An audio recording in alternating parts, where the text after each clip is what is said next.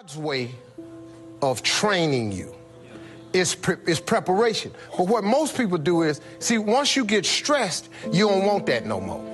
So now you give up, you through. I'm stressed, so I don't want it. Nobody likes stress because some people just let themselves go. But you got to, in order to develop and to change and to grow, stress is necessary. So you got to be willing to go get it every day. There's a story my father told me all the time. Now, I've heard it several different ways, but I'm just telling you the way my daddy gave it to me. He said, son, he said, every morning on the plains of the eastern Serengeti Desert, there arises a gazelle that realizes that he must run faster than the fastest lion, or he will be eaten and he will die that day. On that same desert arises in the morning a lion that realizes that he must run faster than the fastest gazelle, or he will starve and he will die that day. He say, son, the moral of the story is, no matter who you is, when you wake up in the morning, you needs to be running. No matter, and he said, no matter who you is. And so what he taught me was a work ethic of how to work. In order to get to where you want to go, you got to put yourself under some stress, though. See, stress is necessary. God is a trainer. This is what I done learned about it. See, I'm a seed. I really am. But a seed has to be planted. A seed got to have dirt put on top of it. If you take a seed and throw it on the concrete and walk off, the sun just burned it up. But guess what? Logically, in my mind, it doesn't make sense that to grow something, you should dig a hole, put it down in there, and cover it with dirt. Logically, that don't make no sense to me.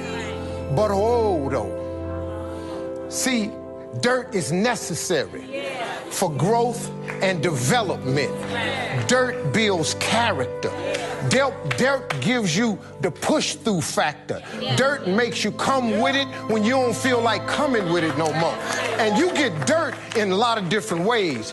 All of y'all that had dirt thrown on you. And dirt ain't always what you want. It's somebody talking about you down on your job. It's somebody accusing you of something that you didn't do. It's somebody telling you you ain't gonna make it. It's somebody sharing information about you that ain't true.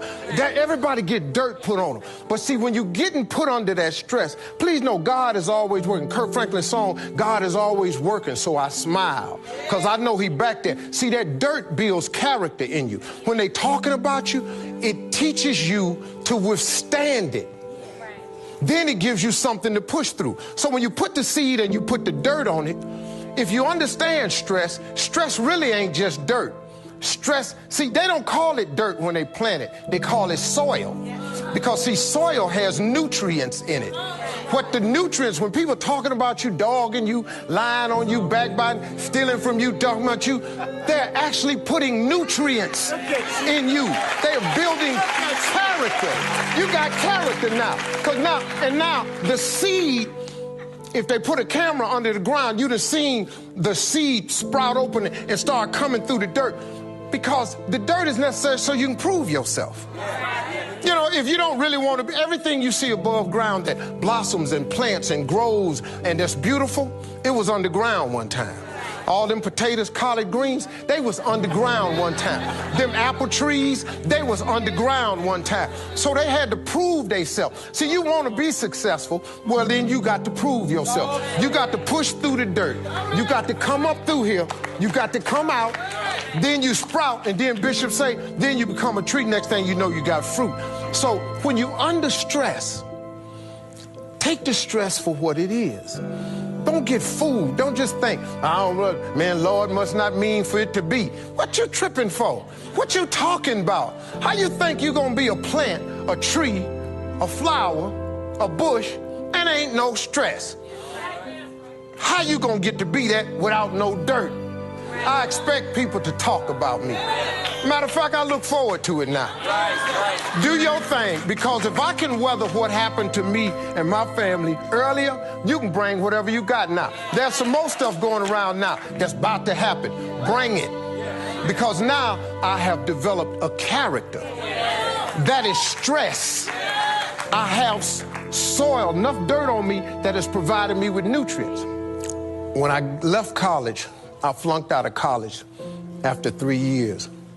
When I worked at Ford Motor Company, one of the last jobs I had because of the layoffs was they put me in the foundry.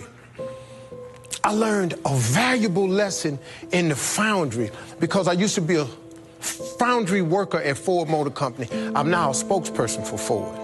Let me tell you how the flip went. A lot of people don't know, but in the foundry, they was making engine blocks. Engine blocks start with scrap metal. See, people, you think old cars just go away. No, they go to junkyards. Companies take this scrap metal and they melt the metal down. But it starts with scrap. They run it through a furnace, and when it gets in the furnace, they liquefy the metal. Then they take this metal and they pour it into a mold.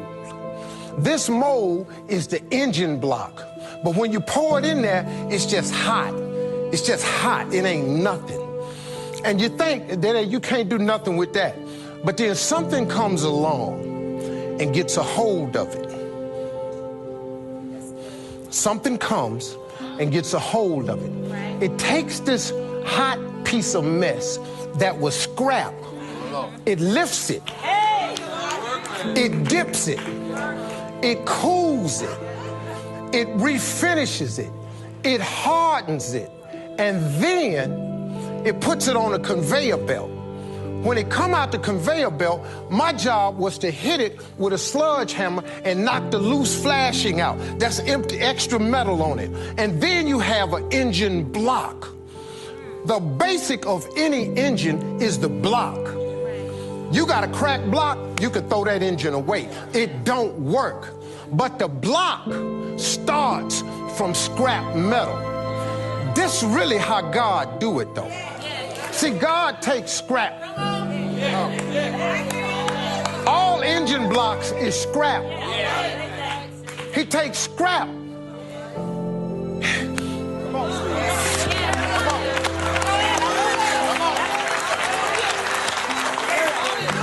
He mold it. He pour into it. Then it come out, he cool it.